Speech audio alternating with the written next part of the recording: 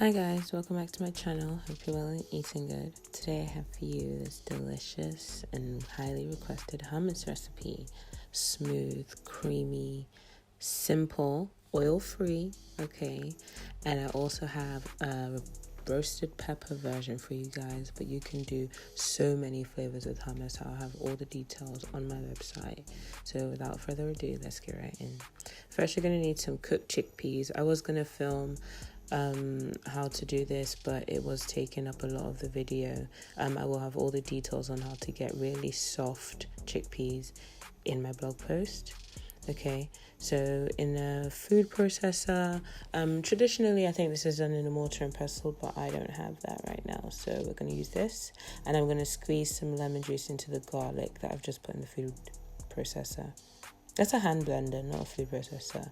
This lemon is so damn juicy. Like, that was so juicy. Anyway, I'm going to blend up the garlic and lemon juice. Make sure I get all of it. So try to swish it around so the blade hits the garlic. And the reason why we do this is it breaks down the garlic, makes it more subtle.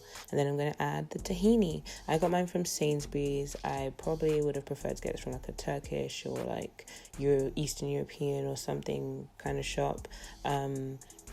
Yeah, just get tahini. It's blended sesame seeds. It should just say pure sesame seeds in the ingredients. So blend that together, and then I'm going to add in some salt. Shout out to Prozzies. I'm using their Himalayan pink crystal salt.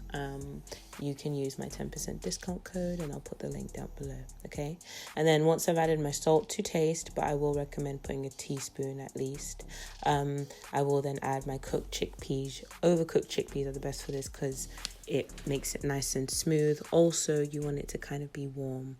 If you find yours is really thick, just add a little bit of cold water, and this will make it, get nice and smooth. The longer you blend this, the better, because you want it to just be whipped like butter. It's so good.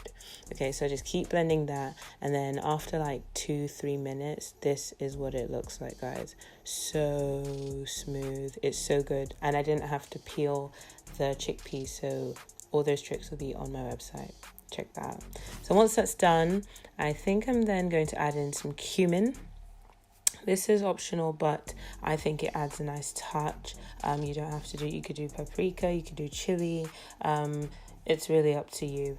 And then once that's blended together, I transfer it to a dish. Oh my God, doesn't that look amazing? That's food porn right there. I need to do like a slow-mo or something if I can. And then I just spread it out, and this is delicious, healthy, high protein, the sesame seeds, the chickpeas. It's just lemon, garlic. There's no oil in it. Some recipes call for oil, but mine doesn't.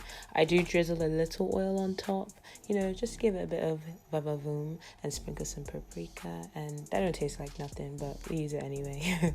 And then yeah, there you have it, guys. Enjoy it with like maybe some, I don't know, crackers or whatever, and enjoy.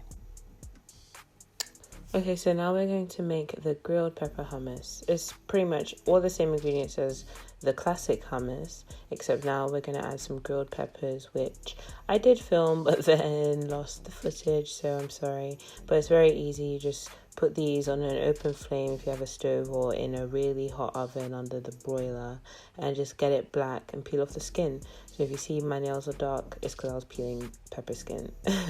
So then blend that. I did accidentally add too much water in this hummus, but that's okay. That's not a problem.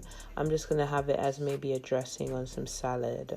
It's absolutely fine. It's not as thin as a dressing, but it's a little thinner than I'd like it to be. I did then add some sweet paprika.